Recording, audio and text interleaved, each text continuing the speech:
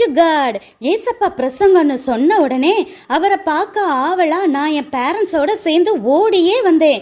முன்றோல உட்காந்து ஏசப்பாவை பக்கத்துல இப்போதான் ஃபர்ஸ்ட் டைம் இவ்வளோ க்ளோஸா பார்க்குறேன். என்ன அழகு கம்பீரம்.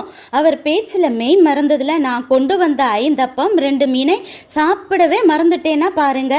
ஏசப்பா என் சாப்பாட்டை கேட்குறான்னு சொன்ன உடனே துளியும் யோசிக்காம எல்லாத்தையும் கொடுத்துட்டேன். என் ஃபுட்டை அவர் தொட்டு ஆசிர்வதிச்ச பிறகு பார்த்தா கூடையா எப்படி இவ்வளோ வந்துச்சு.